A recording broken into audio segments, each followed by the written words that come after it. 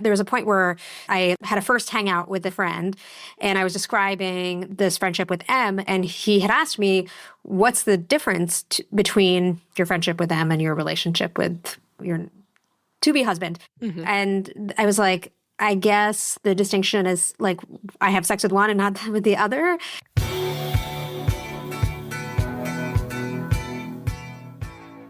Welcome to Should We Get Married? My name is Emily Carter. My name is Maxson and Emily. And in this podcast, we're trying to figure out if we should get legally married to each other. Or stay dating forever. What's up with people playing it so cool these days? Today's guest is Rhaina Cohen, author of The Other Significant Others, Reimagining Life with Friendship at the Center. We talked to her about the benefits of prioritizing deep friendship alongside romantic partnership. Let's get into it. So, Emily, tell us about Rhaina. So I read Rhaina's book when it came out a couple years ago, and I remember reading it and being like, whoa, marriage has become all-consuming in some ways. Like, the expectations on it are higher than ever, and now friendship, it's a little unclear where it fits into it. She focuses on friendship and highlighting friendship as something that is not just, oh, like, you got friends in your life, how nice. It elevates friendship to the same status as marriage. Like, friends are really, really important. And that's kind of a novel concept for a lot of people. I feel like I see people get married and they're like, yeah, well, I'm married now, so like I gotta spend less time with my friends. Friendship is just not talked about the same way with the same level of reverence. You would never, fly across the world to go to someone's like friendship ceremony versus like a marriage. But man, friendship is like where it's at. And we used to live in a communal structure for many thousands of years, and now we like live in these little box houses and are separated from each other. I think the question we're answering through this conversation, or figuring out how we feel about, is like, what is marriage if you have emotional homes with other people other than your partner? And also, given our conversation with Miles and Electra, like, is sexual exclusivity the basis of a marriage? Doesn't really feel like that's right. So like, what is the basis? Yeah. And like, what can we point to and be like, this is the relationship that you and I share, and it's special, but like, why and what is it based on? Yeah. Is it emotional monogamy? For many people, no. For Rhaina, certainly not. She diversifies her emotional homes everywhere. Yeah. Rhaina is not just talking the talk, but she is walking the walk. She lives with her husband, but they also live with several other couples, some of which have children, and they're all in life together. And it seems like it's super rich, super helpful and supportive. And Rhaina has had several friendships that she would describe as she puts it, platonic life partners, which is as strong a term as you can give to someone who you're friends with. If you like what you hear, check out Rhaina's book, The Other Significant Others. And she's also contributed to this anthology coming out later this year called Living Together, Reimagining Community in the Age of Disconnection. So I'll be looking out for that once it comes out, and you should too. Yeah. Okay. Without further ado, here is Rhaina Cohen. Let's get into it.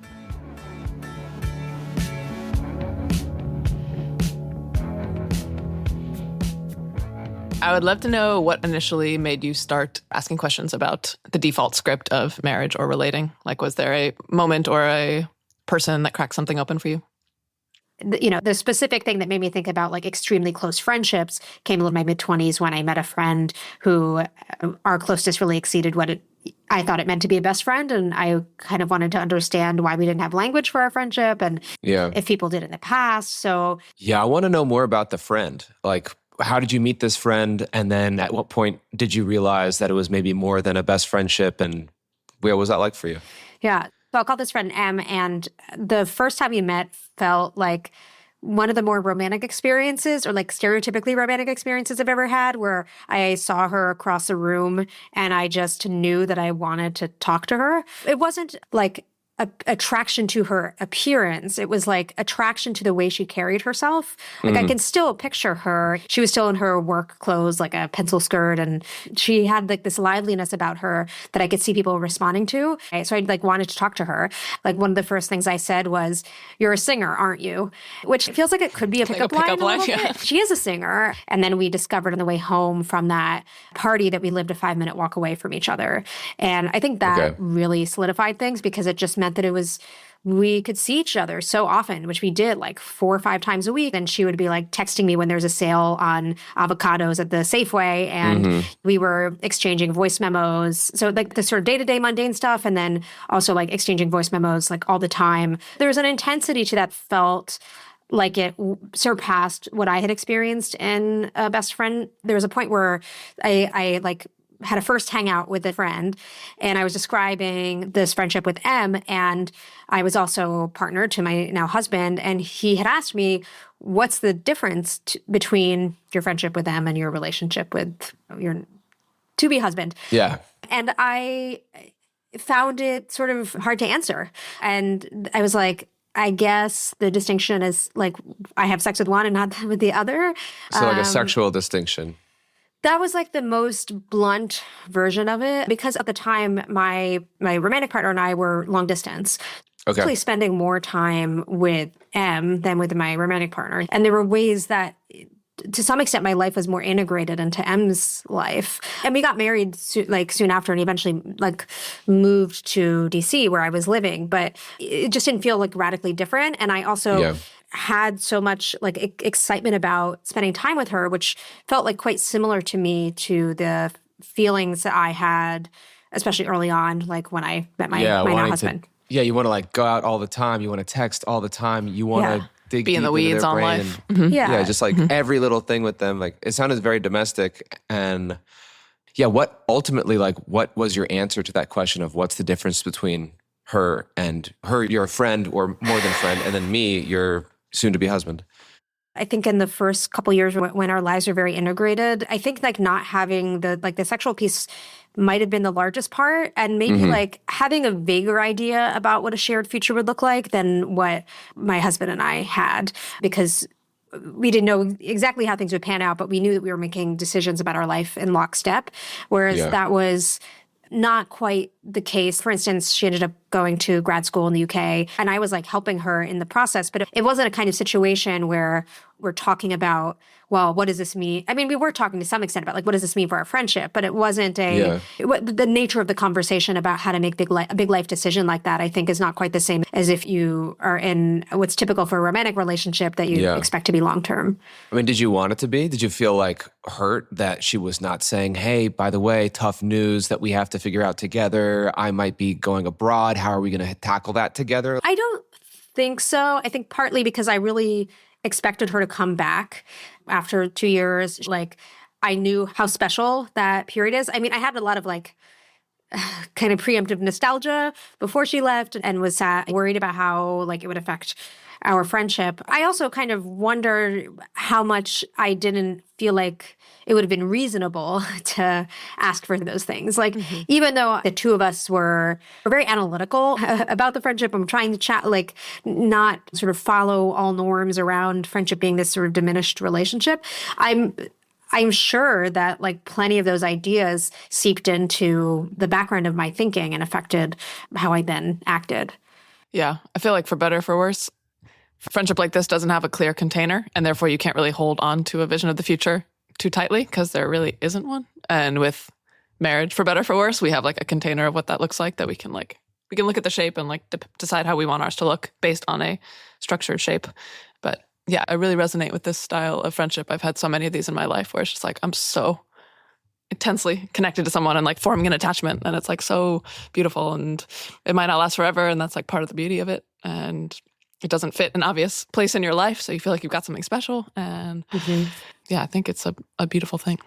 Yeah, I mean, the word attachment is actually very apt. One of the people who I ended up talking to later as I worked on the book is a psychologist named Lisa Diamond, and she pointed out that in order to have an attachment relationship, which we usually think of as like a parent or a romantic partner, but it can be a platonic relationship, the sort of elements are time, togetherness, and touch, which is certainly what I had with M. But I think the broader point is like, yes, of course you can be attached. You can have an attachment relationship to somebody who you are not having a sexual relationship with, or who do not take care of you from ages 0 to 18. Totally. Curious about how the friendship with M landed with your husband early on. Was there like jealousy or negotiation of time or anything to navigate there early on?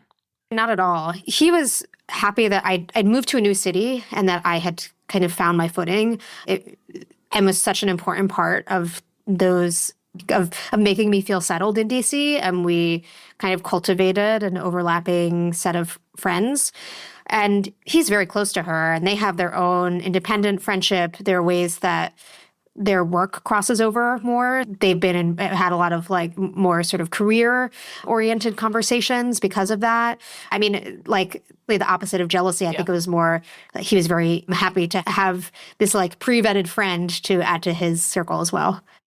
That's nice. I mean, so was there friction for you anywhere? Like, was your family weird about it, or were other friends weird about it, or?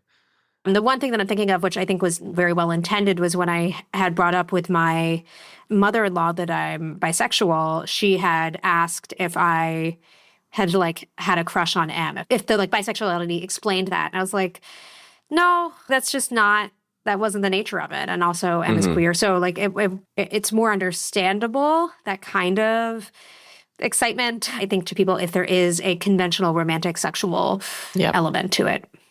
Do you think that if M were a man, people would have had a different reaction? Oh, man. I'm just thinking about like how many people I've had send me messages essentially asking the question of, can men and women be friends? Like this age-old. Yeah. So I think there would have been actually, as two women, that we probably had more license to be close and for it not to be sort of immediately sexualized than if we were two men or if we were a man and a woman. For the men's side, because I think men are given very little license for real closeness with other men, at least with the sort of the constrictions of what straight masculinity looks like. And then I think for men and women, there's just always the suspicion of, well, is one of them in love with the other? And this can't work out in the long run. So I think those might have been actually more complicated situations. Yeah, got it. So to zoom out, like this story can I ask is you a really... question first? Yeah, sure. How do you relate to the part of me that likes attaching to people in this way in friendship? Most of the time, I feel really similar to how Rhaina's husband feels, which is how amazing. I'm so glad that you can have this person that fulfills these beautiful needs. Yeah, I feel really excited. I would say like 99% of the time in regard to these friendships you have. There's a million people, honestly, where you have a enhanced friendship where Emily has unlimited texting capabilities. I often will like wake up in the morning and she'll be over on the couch having coffee, sending some voice note to someone that I've literally never heard of before. And then turns out they have like an unbelievably like long, robust friendship. And there's just a million surprises like that. I feel lucky that I get to have all these other people on like Team Emily. Because I feel like I'm like a big cheerleader of Emily. And I love that all these other people see Emily the same way that I do and love her so much. And I also feel lucky that they have just different interests and they can satisfy her in all these ways. We have one friend who like loves magic and is down to go to the magic conference with Emily. I'm not necessarily like up for the magic conference every year. There's another friend, and Emily like goes to Ibiza with her for 3 weeks every year to do their special time together. I feel that Emily's unbelievably diversified in terms of who she relies on and is able to vent to other people about me. So I don't have to take like the big, I don't know, I'm often getting like a second order processing with her rather than a first order processing if we're having some issue. I feel like there's a lot of benefits. Sometimes I'll feel very occasional, I'll feel like kind of left out, or I'll feel jealous, or I'll feel, I don't know, neglected, but like very rarely because Emily's really good. So yeah, I mean, I think it's a great question to pose to me, Emily, because it's so, what Rhaina's talking about is so related to like our project in that we're figuring out how we want to relate to each other. And will this legal framework serve us? And will this like societal framework serve us? And yeah, Rhaina, like it's common for Emily and it's common for you. Is this common for other people too? Like, do a lot of people have a structure like this? Or do you feel like you're in the minority and like what should other people think? How should people think about that?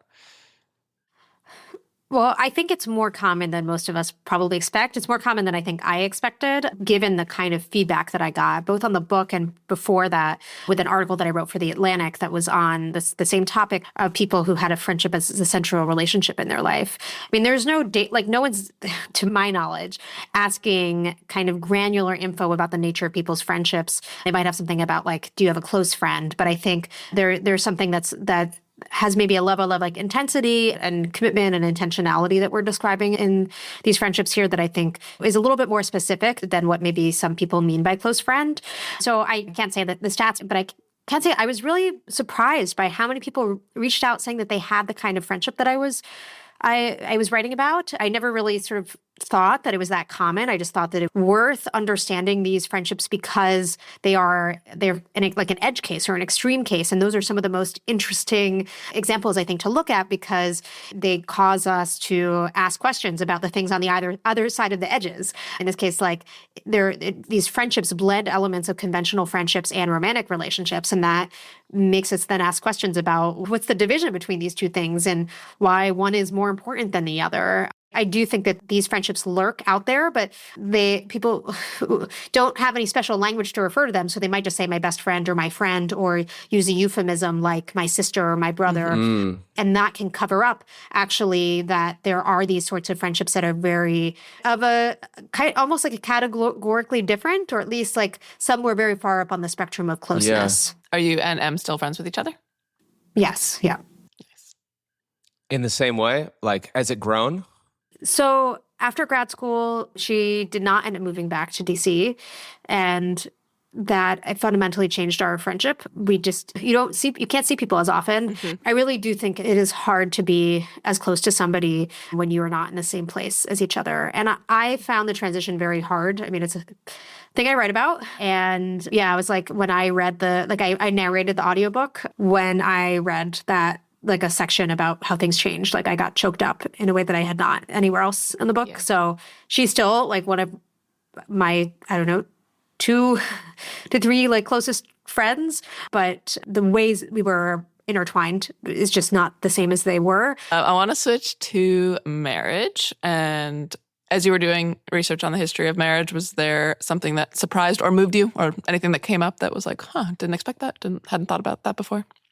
The way that marriage has changed over time is striking, and it's very related to friendship because the more space that marriage has come to take up, the less space there has been for friendship, and it really put into context for me that how we think about marriage or non-marital romantic relationships is just so contingent on time and place. And if you're looking really in the distant past, monogamous marriages, maybe living in multi-generational communities of people, and a lot of those people might actually not be related to them. So yeah. Okay, so you got married, so there must be some component of it that you think is good. Yeah, my he's now American. He was not American at the time. We knew we wanted to be together. It certainly like accelerated the timeline for us to get legally married. But like he came from a family where his parents did not marry. They were like Amsterdam hippies, and like I think nobody in their friend group really married. My husband did not have a strong attachment to marriage. I did not have a strong attachment to marriage. But yeah, so it made sense legally. I mean, we have a lot of legal rights that are wrapped up in marriage. And I liked the idea of getting to gather are the close people in our lives, and that I think like a wedding is one of the few really one of the only socially sanctioned excuses to ask people to inconvenience themselves and for you to like come to one place and for you to get to see those people in one place. Mm-hmm. I really understand why people don't want to get married, but there were specific reasons in my case why it made sense and it didn't feel like a sacrifice or anything. Yeah. You think people should like be able to, I don't know, you get all these legal benefits if you get legally married to someone, but do you think that people should be able to get married if they're not romantic with each other? Yeah, well, I mean, a way to answer that question is to think about what interest does the state have in marriage. And when I was looking through the legal scholarship on this, there were kind of 2 main things that it came down to. And one was like economic interdependency, trying to support that. So like that kind of economic stability is of interest, I think, to the government. And the other has to do with caregiving. It certainly saves the state money when individuals are taking care of each other as opposed to relying on government services or like having to outsource that to other people. And those are 2 things that really have nothing to do with whether your relationship is romantic or sexual. And if we can kind of think about the function that a relationship serves rather than the form that it takes or the label attached to it, then I think it justifies having the government recognize relationships that have this economic interdependency and caregiving. I talked to these women who I think they'd wanted to get a domestic partnership and then were looking, partly because of the healthcare benefits attached to it. And the employer for one of them said that the domestic partnership was only valid if it was for a romantic relationship, which is... Whoa, it's like so personal. Yeah. And it feels a little bit like, well, why does it matter for who gets your healthcare if you are... like have passionate love for them or if you're having sex with them. I mean, the other thing is that there are lots of romantic relationships that are not kind of stereotypically romantic or that where sex isn't a big piece of it. Sexless marriages. Or, we did this interview with Miles and Electra who are polyamorous and married. And in that discussion, Miles talks about companionate marriages in marriages that are monogamous, but like they don't have sex. And he was saying those are just as valid as any other marriage. Like these partnerships, we pretend like they're about sex, but they don't have to just be about sex. They're about like you said, like caregiving and being and like companionship and all these other things. And when you think about the vows that people make to each other, I mean, they're making vows to take care of the other person in old age, to be by their side, to be on their team. And not a lot of sex mentioned in vows. Yeah. And partly because maybe that's like, that would be, I don't know, it feel like uncouth. Untoward.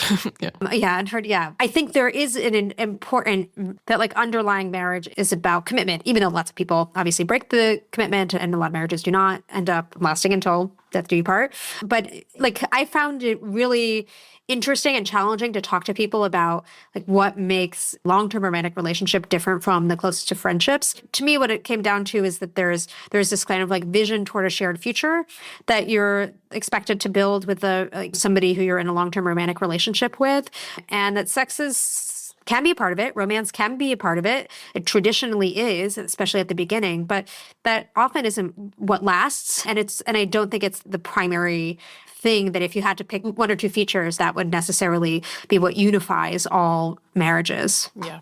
I was on the beach with some friends yesterday and we were talking about like plus ones at weddings. And our friend was saying her husband hates weddings. He has the worst time. He doesn't like dancing. He wants to sit. It's too loud, too many people. Like, why not just give people a plus one and be like, who do you want to come with you tonight? Who would find this fun? I want, like, who should we know? Like, bring people into our life that you love. Mm-hmm. Basically, Rhaina, as I understand it, a big part of your work and your life is dedicated to this point of friendships are just as important as marriage. Is that accurate? Yeah, I think maintaining like great friendships is just a huge part for I think most people, maybe not every single person in the world, of like what makes a good life. So for someone to believe that, like, how does that then affect your marriage? How should it change the way that we do marriage if one has this belief? Well, I think the conventional idea these days that your romantic partner is supposed to be your everything, that they are supposed to be your confidant and your career coach and your co-parent or your caregiver, and that if they can't meet every one of those needs, that there's something wrong with the relationship. Like, that idea goes out the door because you have other people in your life who might enjoy things that your romantic partner does not. And that's actually not pointing to a deficit necessarily in the romantic partner, but actually to the like richness and robustness of the wider social circle that you have. So I think that like one person being everything idea doesn't really hold as strongly. And also the kind of automatic hierarchy that a romantic partner is, of course, on top, that their needs are going to be more important than anybody else's. So if you have to choose between two things that are happening, that you would automatically choose something that your romantic partner wants to do rather than something that is important to a friend in your life. Yeah. And I think that you would also not see friendships and romantic relationships as competitive with each other necessarily, but instead there's a way that you can see friendships as really being complementary, as creating a kind of like buffer or a form of strength for the romantic relationship. Yes, I agree like wholeheartedly that friendships enhance your relationships. Like, how do you prioritize marriage versus relationships versus friendships? Like when you have a friend who's super, super close to you and you spend so much time with them, sometimes a partner might get like super jealous. That definitely happens out in the world. Like, how do you think about that? And how do you think about prioritizing like a friendship, like super close friendship, platonic life partner versus a marital partner? I don't want to kind of speak with a broad brush about how either treating all forms of envy or discomfort as legitimate or as illegitimate. I think it really depends on the situation. And maybe that's partly an answer to your question, Max, and that like, how do you think about balancing these types of relationships? You want to talk about what is the commitment that I've made to each of these people. And I mean, in a romantic relationship, people are often more explicit, but you can be in a friendship. And like, am I doing right by this person? Am I like neglecting them, or do I have multiple close people in my life and I need to attend to all of them? If someone feels jealous, is that about like just feeling insecure in the relationship because their partner is not behaving in a way that like that would make them feel secure? Like, we have ideas about a romantic partner being constantly accessible and that they shouldn't go to anybody first. And I just think that when you're trying to figure out the roles that friends versus romantic partners will play in your life, like, it's worth asking, how much does what the culture says actually align with what I believe to be true or what my values are? Like, I take seriously that there might be costs to having more than one really close relationship in your life, but it doesn't mean that it's worth just saying like it's easier to just treat romantic relationships as priority number one always. Tell us about your decision to live with many people. I mean, in a way, it's been like a decision that I've repeated several times, but my husband, I guess close to 5 years ago now, ended up having a conversation with friends who were going to move from Massachusetts to DC. And we joked about how we could live together, and they took the idea seriously and wanted to run with it. And they had a young child at that time, which was a real bonus for my husband because he loves children. So the idea of getting to live with the kids was really exciting to him. And we moved into a house and lived together for 3 years. Our friends had jobs that ended up taking them elsewhere, but we loved that. And when our friends were going to leave, we wanted to continue living in a similar way. And we managed to recruit a friend of ours to move to DC, and then ended up having like a couple other friends live with us, and just really enjoyed sharing space with other people. You know, my husband is not a musician, but several of my friends, I play rudimentary piano and sing, and like a couple of my housemates are very into music, and we all kind of reinforce each other's interest in that. And my husband's very into games, and I am like not the most capable or competitive at like card and board games, and he has people in the house to do that. Yeah. Do you and your husband want to have children? That was a big motivation for all of the couples. Like, all three couples want to have kids, and we got a house that was meant to accommodate each of us having a kid. And we wanted to not like be parents in isolation. I've certainly witnessed with the friends that I lived with who are parents how much of a difference it makes to have other like people that you care about and trust who are in close proximity, because your time is very limited and ability to leave your home is limited when you have a 1-year-old who has a nap schedule that you have to adhere to. But if you can just go downstairs and hang out in the living room while your kid's asleep, like, you still get social time and adult time in a way that a lot of parents just don't have because they don't live close enough to other people that they could do that with. And it's a very isolating time when you have young children. And we realize that we could set up our lives so that's not the case. Yeah, that's so cool. I have the same instinct. I'm like, when I think about parenting in a certain way, which is just like family in a house, trying to figure out how to pay for a good school and like feed everyone, and like, I don't know, I'm just like, I don't want that at all. And then I imagine these like more communal modes where all that feels so free and fun. I'm like, wow, I want to move toward that so badly. And just these like structures are what make me be like, I want motherhood so badly, versus like, I definitely don't want that. Yeah, there are so many things where, with very young kids, or if you have multiple kids, that can be hard. And just having another body, you have a village, makes it's a huge literally difference. like a little village, Yeah. like the way it used to be. You just have the community. I think that's so cool. As Maxson and I are on the edge of this decision of getting legally married or just dating forever, what would you suggest we really consider in this? I'm just thinking about something I told friends of mine that was specifically about a wedding, but I think is also true for marriage. Considering marriage is that I think there's a group of people who just will do what is the like dominant cultural prescription, and some of them that totally fits and they enjoy it. I think there's also a group of people who will make decisions to do the opposite of whatever the dominant cultural prescription is. And I understand that. I think that it can sometimes run the risk of keeping people from actually figuring out what they want, and that they are still making a decision in relation to what you are supposed to do. It's just that instead of doing it, you're doing the opposite. And I would encourage you guys to think about what do you want? Like if you had to sit down and figure out what you wanted, like what would that be?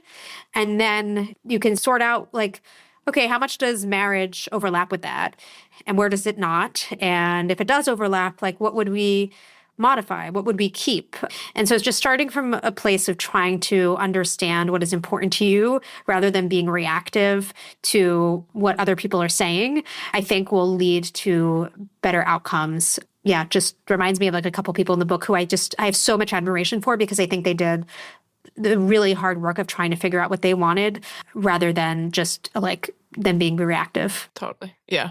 And ironically, by being reactive, you're still being controlled by the dominant narrative, just in reverse rather than like. Exactly. And you might end up finding that actually it is the thing that fits you or like that or fits some set of your values. And that can be uncomfortable if part of your identity is being countercultural or is like being original or unusual. Yeah. Makes sense. I hope that's what we're doing here. I think that's what we're doing. Yeah. Getting to our last question that we do with all of our guests. Rhaina, knowing what you know about us, knowing what you know about your own life and society, do you think that Emily and I should get legally married to each other? I think like commitment is like a beautiful thing. And I think commitment does not equal exclusivity necessarily. It doesn't have like, I think people conflate a lot of things with commitment, but I think I would just try to see like, if you want to be committed to each other, are there ways to like honor that, bring other people into it, have them witness it. And you can decide whether that's a marriage and you can decide whether you want to have a wedding. Okay. So don't necessarily get legally married, but definitely do have a party. And if it fits logistically for us, then consider getting legally married. Something like that. Totally. Cool. Well, thank you so much. This was so fun. Thank you, Rhaina. Yeah. We learned so much. We appreciate this.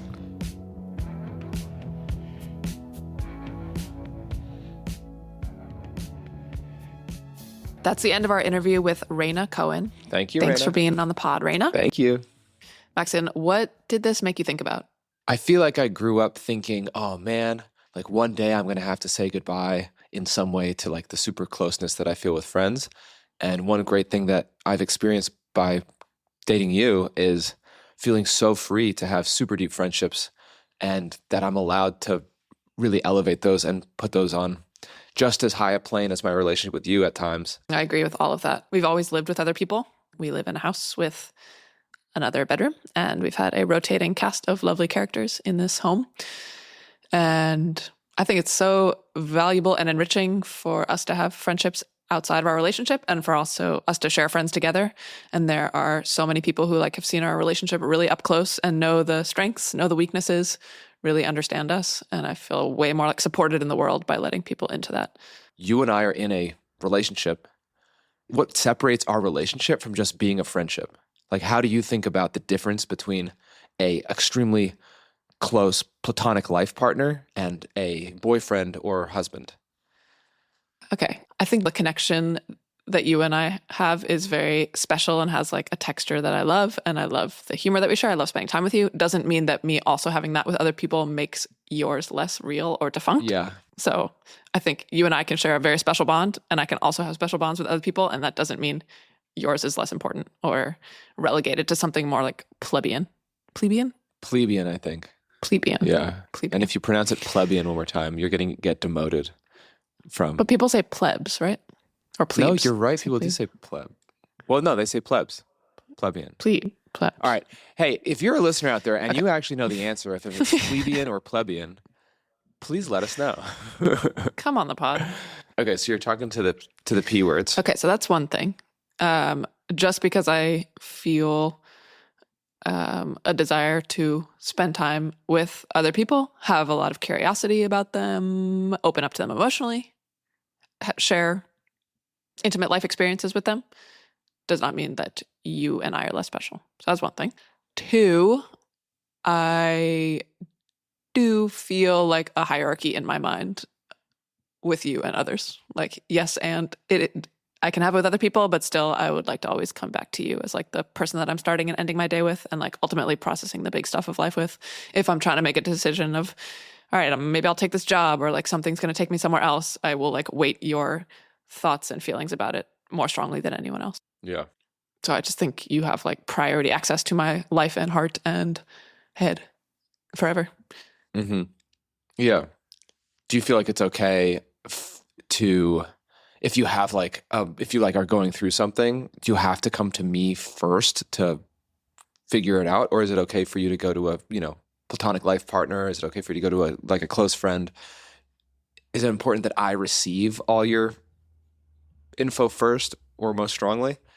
Not important to me. There are certain things that I think are important. For example, like I just got a job offer, or this really exciting thing just happened to me. I would love to go to you with that first. But then there's like the stuff of life where someone just might be better suited to talking with me through something, whether they've had that experience before or it has to do with you. And I just need like a separate outlet for that before coming to you with it. So almost like priority access in like the joyful celebratory information of life, and maybe not always in the stuff that is just like grittier. Yeah. So Emily, did this conversation with Rhaina make you want to place a pebble, gumdrop, little jelly bean into the bucket of get married, or a pebble, gumdrop, jelly bean into the bucket of not getting married? I think get married, in that there is nuance and at times sort of gray area between platonic life partners and romantic relationships. They touch on many of the same things that we get from the other. And I like the idea of something being branded in a way that makes it feel as special as it does internally, even if the expression of your intimacy and love and care has many homes. Like it kind of allows for this thing to have special priority from the world and from me, because I get to call it something different. Yeah, What do you think? I feel really similarly. I feel like the scariness of marriage being something that makes your life smaller rather than bigger is mitigated by this conversation. I feel safe to have like really super close friendships with people and have a lot of, diversity in who I'm leaning on. That feels really nice. I also just, every time we talk to someone who's doing it a little different, I feel really inspired that you can still have this legal structure and get the legal benefits while also preserving a lot of the great life-giving aspects of friendship and, openness to the world. It's nice to see someone who's as thoughtful as Rhaina say, yeah, sure, I'm going to get married and I'm going to be able to get my husband to like live in this country. And I'm also going to continue living with other people and like having communal life. And yeah, I don't know. I feel inspired by that. I love that. And in our next episode, you're going to hear me and Emily actually get fake married with Nico. And here's a little taste of that. I, Maxson and Emily, pledge to you, Emily Carter, Pledge to you, Emily Carter, to stop poking and prodding you when you're trying to fall asleep. Don't stop. But also, no promises, because I know you actually love it. I'm so happy you said that last part. Should We Get Married is an original series by Easily Wowed and Bad Cooley Productions. This episode was created by me, Maxson And me, Emily Carter. and our producer, Ramoy Phillip. Theme music is the song Fake Romantic by the band Melt. Logo and brand design by Madeline Vogue. Sound design and mixing by Ramoy Phillip. There are so many of you out there who are asking these exact same questions, and we don't all have to investigate marriage on our own. Subscribe to Should We Get Married and learn with us as we make our decision. See you next time. Fake romance.